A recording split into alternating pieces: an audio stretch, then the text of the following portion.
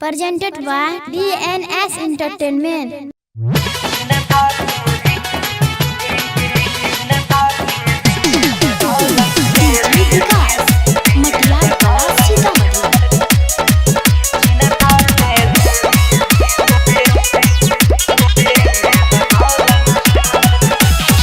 ले जो मजनुआ है रे जल्दी भगाई के नहीं त जान दई देबो असरी लगाई के।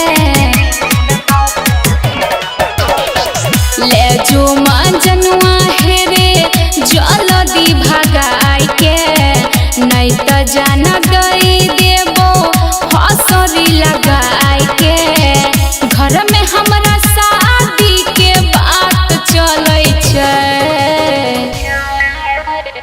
पहता चलल छै हमर रोशनी गई चिन्ता से देह गलै छै गे रोशनी।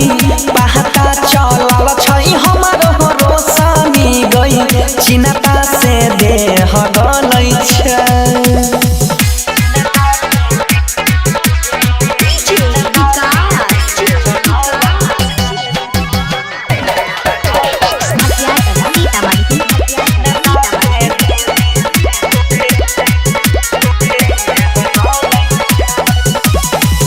करे छै प्यार किया बनै छी कठोर रे।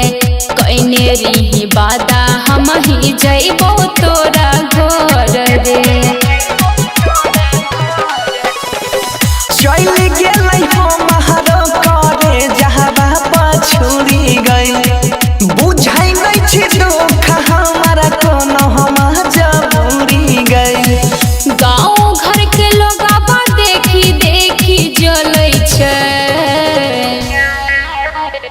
पहता लगल छै हमर रोशनी गई चिन्ता से देह गलै छै गे रोशनी।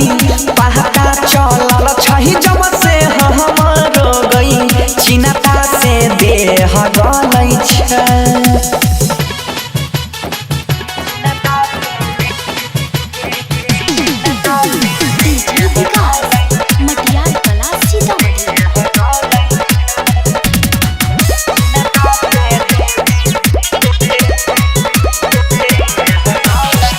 खैने रही क्रिया देवी माई के पन जाल में कहली कि मगिया तोहर भरबो कोनो हाल में। साथ नहीं देलकै हो मरई हो तोह कदीर के देखली है फोटो तोरे छौई करे देबह चीर के। होई छै हमरा डर जब जब दिन ढलै छै, पहता चलल छै गे महनी सब के चिन्ता से देह गलै छै गे रोशनी। देखल ना